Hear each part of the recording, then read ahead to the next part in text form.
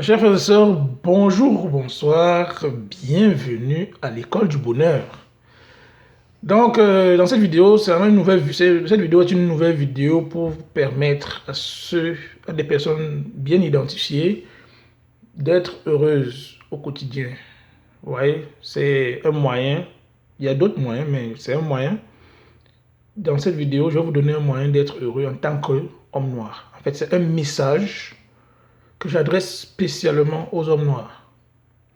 Pourquoi j'adresse ce message aux hommes noirs? C'est que je me rends compte que les hommes noirs souffrent de plusieurs injustices et de plusieurs tares en même temps.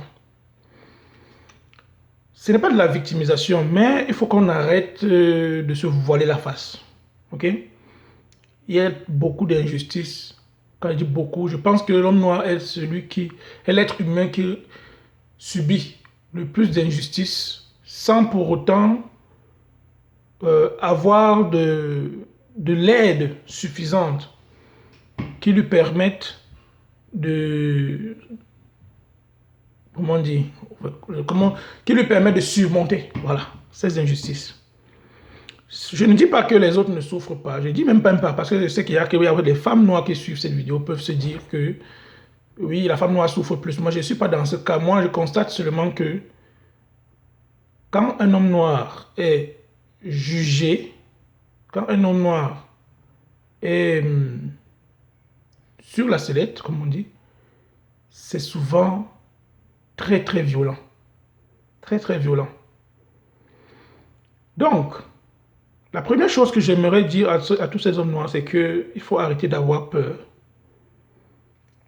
Arrêtez d'avoir peur. Parce que c'est d'abord par rapport à votre travail, c'est par rapport à vous. Il faut d'abord faire un travail sur vous. C'est-à-dire, la première chose à faire, c'est faire un travail sur vous dans votre vie. Et pour faire un travail sur vous, le travail sur vous doit être orienté vers la fin de la peur. Ok? Parce que les gens critiquent souvent les hommes noirs, mais en réalité, les hommes noirs sont les gens qui ont peur. Même s'ils ne se l'avouent pas. En réalité même, je pense que ceux qui font des grandes gueules sur tout ce qui se passe, sont à l'extérieur, petits problèmes, font un gros scandale, se bagarrent et tout, ce sont des gens qui ont peur. Et je pense que beaucoup de femmes noires en réalité ne réalisent pas cela. Ou alors, elles réalisent cela et elles ne comprennent pas. C'est pour cela qu'elles, d'une façon certaine, méprisent même les hommes noirs. Mais, ce n'est pas une fatalité. Et c'est pas anormal. Vu ce qui se passe contre les hommes noirs dans ce monde, il faut savoir que c'est normal que l'homme noir ait peur. Mais je lui dis, il ne faut pas avoir peur. Parce que de toutes les façons, si tu as peur, qu'est-ce qui va se passer? Tu vas arrêter de vivre? Non. Tu vas seulement te brimer toi-même et t'empêcher de déployer les ailes. Et c'est même en fait ça l'objectif de la peur qui est un peu distillée comme ça.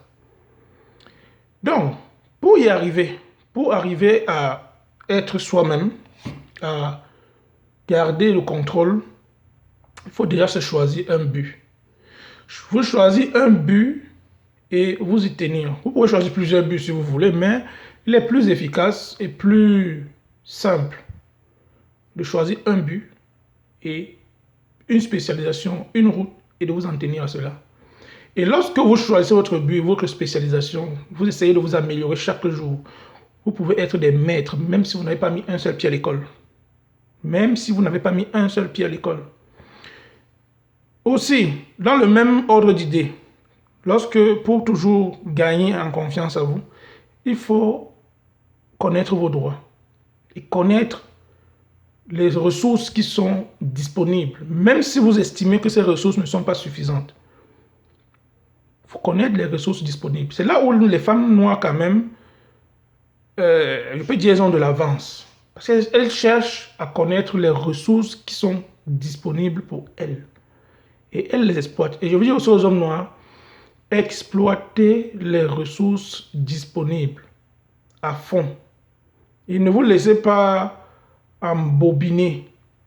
Ne vous laissez pas prendre au piège. Lorsque vous êtes conscient du fait que une ressource existe dans tel centre, dans telle entreprise, et que cette ressource peut vous convenir, allez-y.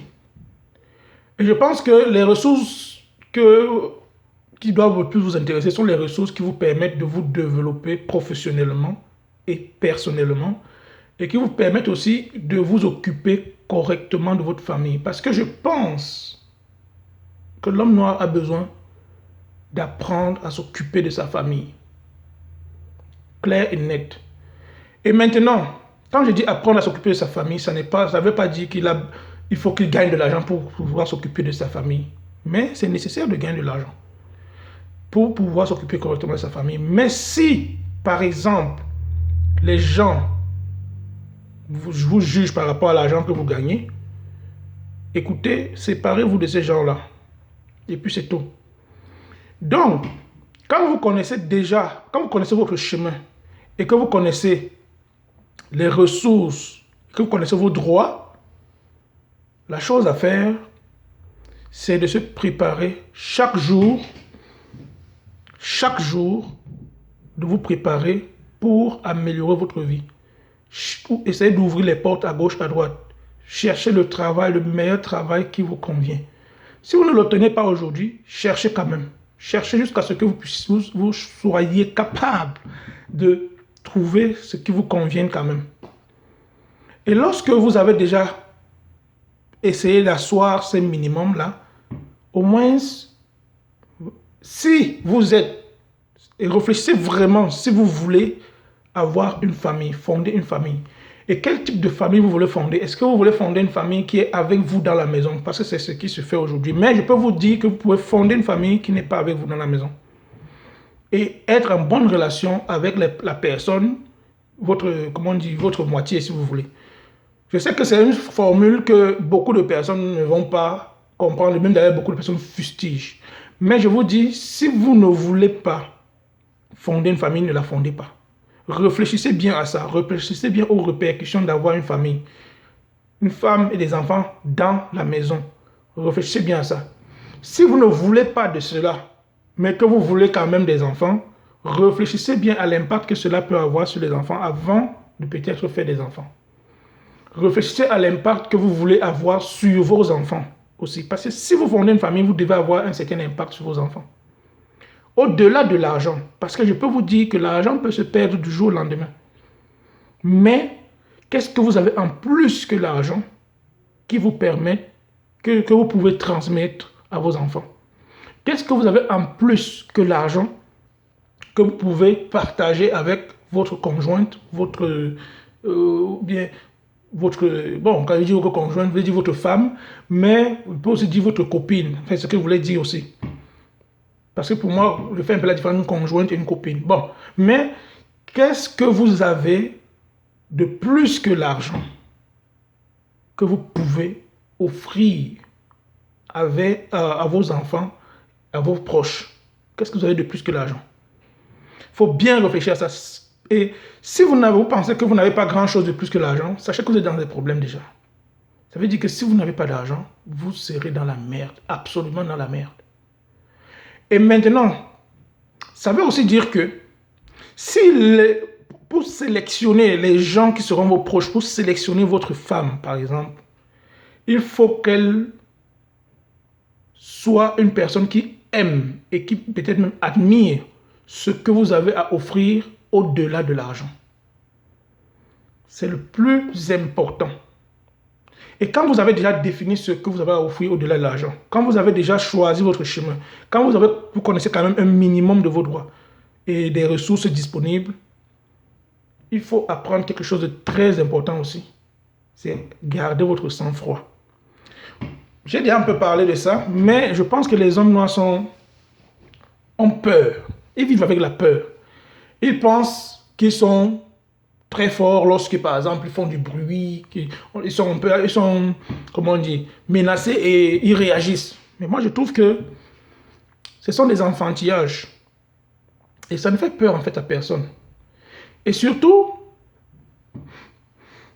c'est contre-productif. Et on peut le retourner facilement contre nous.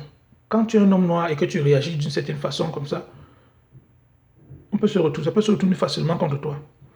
Il faut apprendre à agir avec finesse. C'est-à-dire quoi? Il ne faut plus se laisser emporter. Il ne faut plus se laisser faire. Mais il ne faut plus se laisser emporter. Et quand je dis il ne faut plus se laisser faire, parce que justement, les gens qui s'emportent donnent l'impression qu'ils ne se laissent pas faire. Mais en réalité, ils se laissent faire. Parce qu'à la fin, quand ils se sont emportés et tout, bon, c'est fini là, l'affaire est close. Et je peux vous dire que ça ne fait pas très mal en fait. Parce que quand c'est passé comme ça, ça ne fait pas très mal. Ça, vous avez seulement laissé, vous êtes peut-être, c'est peut-être un moyen pour vous d'extérioriser certaines frustrations en fait. Et c'est comme cela que c'est perçu. Vous pouvez penser que oui, les gens ont eu peur, les gens maintenant vont avoir peur de vous. Mais en fait, on n'aura pas peur réellement de vous dans le sens où on va vous donner du respect. On aura peur de vous dans le sens où on va tout faire pour vous neutraliser. Et tout faire pour vous neutraliser et par tous les moyens. Donc, il ne faut plus vous laisser faire, mais il ne faut plus exposer au grand public comme ça que oui, vous êtes une grande gueule. J'ai vu par exemple une histoire sur Facebook, une vidéo, un homme noir était dans un restaurant avec sa femme et ses enfants, ses deux enfants. Ils attendaient leur commande. La femme était en train de prendre une vidéo des enfants, en riant avec son mari et les enfants. Et subitement, il y a des policiers qui sont entrés derrière lui, en tout cas sont arrivés, et ils sont arrêtés derrière lui et ils l'ont arrêté. Un policier en tout cas en particulier, il l'a arrêté, tenu sa main, mis sa main dans le dos. Il demande au policier, mais qu'est-ce qui ne va pas? On prend l'autre main, on met dans le dos, on le menotte. Ok. Pendant que sa femme demande aussi qu'est-ce qui ne va pas, il demande à sa femme de le filmer. Ok. Et maintenant, il prend la vidéo, il sort du restaurant, et les gens sont dans le restaurant, ils regardent, mais waouh, qu'est-ce qui se passe et tout. Ils arrivent à l'extérieur, et le policier, il demande toujours au policier, mais qu'est-ce qui ne va pas, qu'est-ce qui ne va pas? Mais là, il commence à vraiment s'énerver, quoi. C'est compréhensible, je peux le dire. Et tout le monde va trouver que c'est compréhensible. Il commence à s'énerver. Et là, la femme vient donc insister que, mais qu'est-ce qu'il a fait?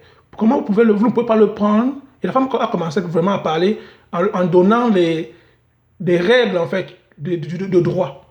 Que mais vous ne pouvez pas arrêter quelqu'un sans lui avoir dit pourquoi vous l'arrêtez et tout. Elle a commencé à leur énumérer un certain nombre de droits. Et c'est là où le policier qui a arrêté et son collègue qui était là a dit, ok, est-ce que la voiture qui est dans le parking, le pick-up noir qui est dans le parking, c'est le vôtre?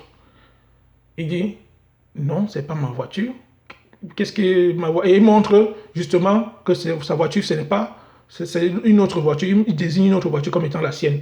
Et sa femme dit que oui, mais nous sommes venus avec notre voiture. Mais c'est le pick-up, ce n'est pas notre voiture. Et là, il y a une discussion qui s'enchaîne là. Et c'est à ce moment que le policier se rend vraiment compte que en fait, la voiture n'est pas vraiment la voiture de cet homme. Parce que l'homme lui dit, ok, vous pouvez regarder dans ma voiture et voir s'il y a mon nom dans la voiture. Et c'est là que le policier lui dit, en fait, non. C'est une voiture qui a été volée. Le pick-up a été volé. Et les gens ont dit qu'ils vous ont vu sortir de ce pick-up. Tu vois? C'est là où la discussion, donc, en fait, devient plus claire. Et bon, il dit au policier que, bon, en tout cas, ils ont discuté un peu là. Et le policier a finalement enlevé les menottes à cet homme. Et cet homme a continué à crier, à insulter ces policiers. Parce qu'il a senti maintenant que, bon, il n'est plus arrêté. Il a commencé à insulter et tout. Et le policier lui a commencé à excuser, bien sûr. À ce moment-là, il a dit, ok, je m'excuse. Apparemment, on s'est trompé et tout. Il a commencé à les insulter. Bon, la vidéo s'est coupée à ce moment. Et moi, j'ai dit, ce que beaucoup de gens vont peut-être trouver normal, surtout beaucoup de Noirs vont trouver normal que cet homme ait réagi ait commencé à insulter les policiers comme ça et tout. Moi, j'ai dit non, il ne fallait pas qu'il les insulte. Il fallait qu'il leur parle calmement. Et en fait, quand on lui enlève les menottes là, il fallait qu'il cherche un moyen de porter plainte, par exemple. Tranquillement. Les gens là, ils seraient seulement comme ça dans leur bureau. La plainte arrive. Le gars porte les plaintes, il demande même des indemnisations et tout. Ça peut être un moyen. En tout cas, c'est un moyen de pression plus important. Parce que si tu portes 2 ou 3 fois plainte comme ça, Les gens seront vraiment punis. Et ça va atteindre réellement les gens. Mais le policier va rentrer chez lui. Il a fait une mauvaise interpellation. Ok, c'est fini.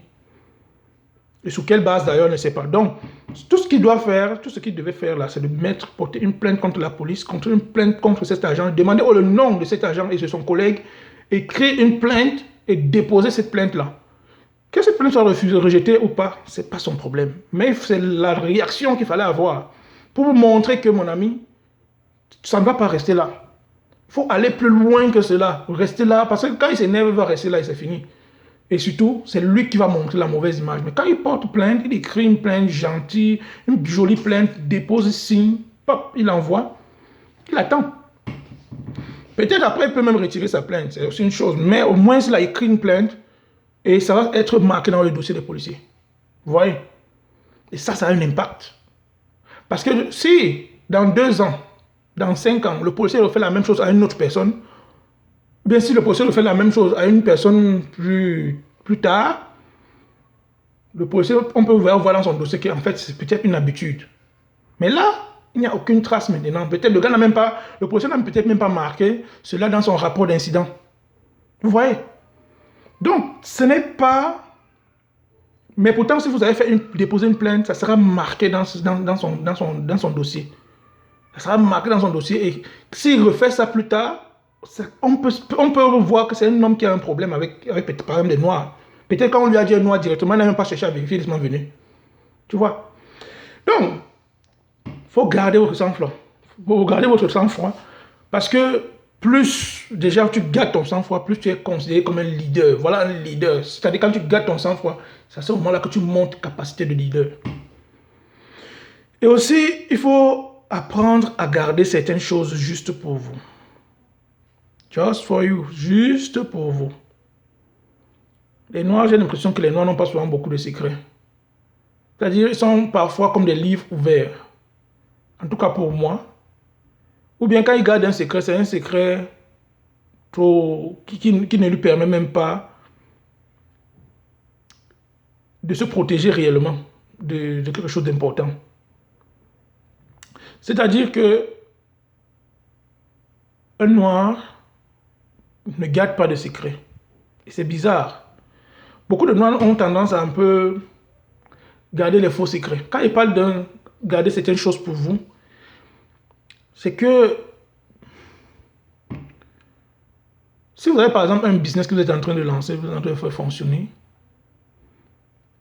et que vous avez peut-être une famille un peu bizarre, vous n'avez pas besoin de leur dire.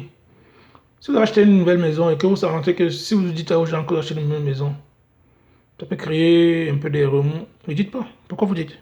On n'est pas obligé de parler. On n'est pas obligé de dire ce qu'on veut. Non. On n'est pas obligé de dire, de raconter notre vie. Il faut savoir garder certaines choses pour vous. Surtout les choses qui vous rendent vraiment heureuse.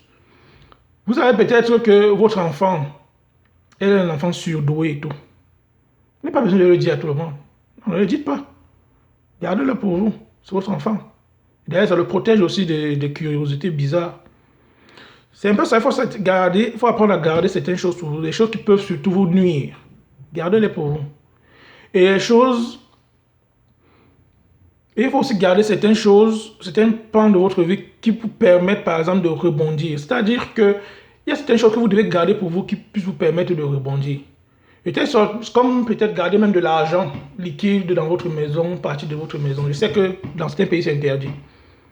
Mais si vous avez gardé peut-être, je ne sais pas, si vous êtes aux États-Unis et que vous avez un 50 000 ou bien 20 000 dollars, ce n'est pas beaucoup d'argent, 20 000 dollars. Quelque part, c'est pas dans un coffre, quelque part que vous seul vous connaissez. C'est pas mauvais. En fait, je pense que c'est ce qu'il faut faire. Parce que lorsque les difficultés arrivent, beaucoup de gens ne sont même pas capables de se lever et partir même à gauche ou à droite. De tenir même 1 mois. Le temps de voir clair. Peut-être, je pense que le minimum, c'est de garder toujours, quelque part, une certaine somme d'argent qui vous permet de tenir peut-être 2 mois sans travailler. pour que ça vous permette, pendant les 2 mois là, vous puissiez souffler et vous préparer pendant au moins 1 mois, vous préparer à la bataille. Il faut garder quelque part, je vous dis, gardez une certaine somme d'argent pour vous, pour que, et ne dites ça à personne, même pas à votre femme, qu'un de vos enfants, gardez pour vous. Et si vous n'avez rien aussi, vous n'avez rien gardé, essayez d'avoir des contacts et des ressources au moins qui vous permettent de rebondir en cas de problème. Surtout si vous avez une famille. Surtout si vous avez une famille, c'est très important. Si vous êtes seul encore, à la limite, vous pouvez décider de dormir dehors, il n'y a pas de problème. Mais si vous avez des enfants, ne faites pas ça. Gardez quelque chose, de telle sorte, par exemple, si votre maison brûle d'un coup, vous allez dormir où? Si vous avez des enfants. Donc, c'est pour ça qu'il faut créer voir certaines ressources. Bon, dans les pays développés, on peut dire que peut-être il y a les ressources et tout ça, mais gardez quand même, on ne sait jamais. Peut-être même votre femme aujourd'hui peut décider de partir. Et puis peut-être vous avez une chicane, une dispute avec votre femme, elle vous met à la porte. Gardez quelque chose pour vous, que vous seul vous savez que c'est pour vous, personne d'autre. En tant qu'homme, je sais que beaucoup de femmes ont dit oui, moi aussi on va faire pareil. Ça c'est leur problème. Mais moi je dis aux hommes, gardez des choses pour vous. Peut-être mettez ça dans un testament, de telle sorte que si vous mourrez un jour, au moins les gens puissent savoir qu'il y avait quelque chose pour vous dans tel endroit, tel endroit. Mais gardez ça strictement pour vous. Certaines choses, gardez-les strictement pour vous. Je ne sais pas aussi si... en tout cas, gardez certaines choses pour vous. Matérielles, des choses palpables pour vous. Certaines choses palpables que vous touchez.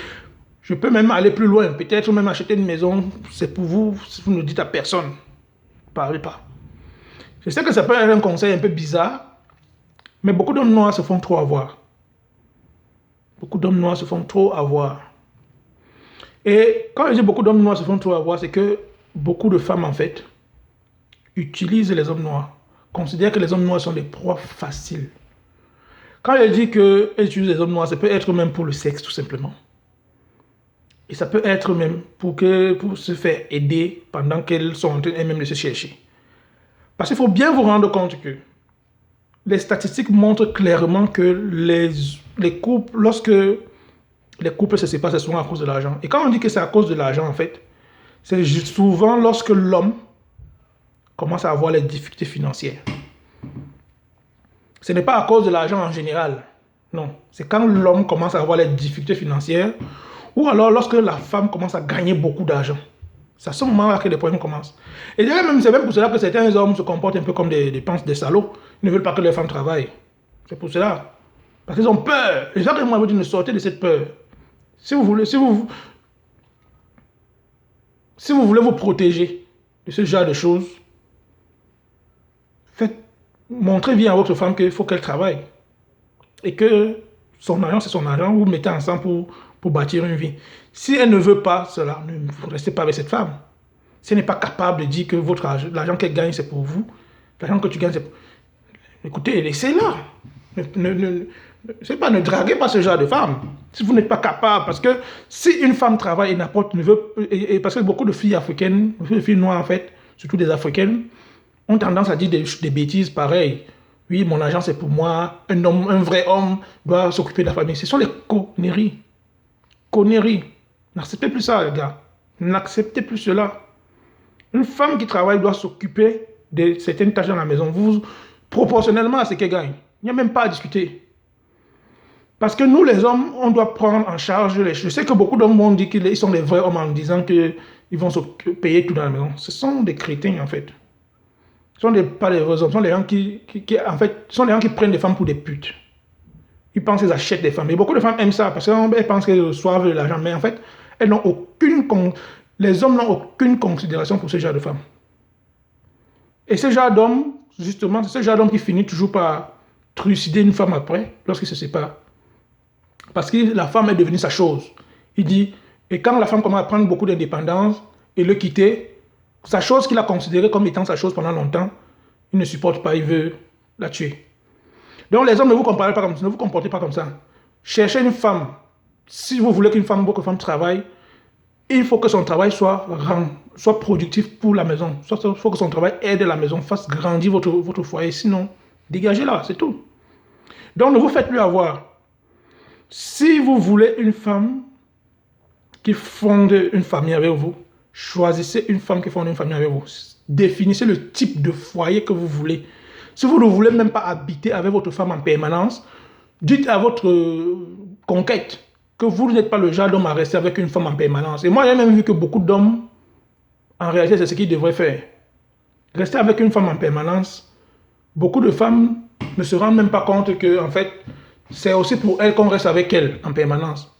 Et beaucoup utilisent même ça contre les hommes en disant que c'est parce que les hommes veulent les contrôler. Mais moi, je pense que les hommes doivent arrêter de rester avec une femme en permanence. Vous pouvez rester ensemble, chacun reste chez lui. Vous organisez autrement.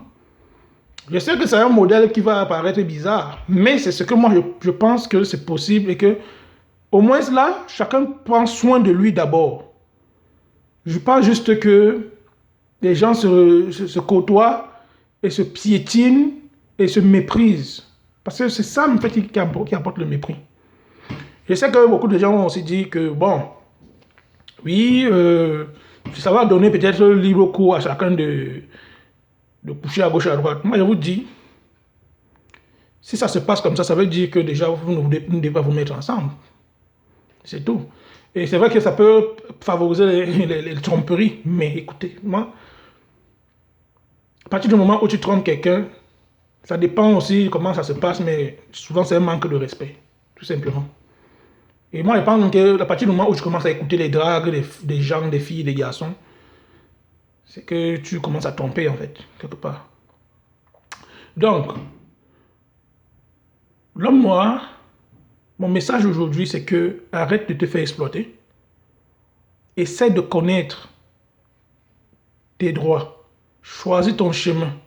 Apprends à garder ton sang-froid. Deviens un vrai leader. Il faut que tes enfants voient que tu es un homme qui garde son sang-froid. Et c'est comme ça qu'ils apprennent. Et apprends à garder certains secrets pour toi. Ok?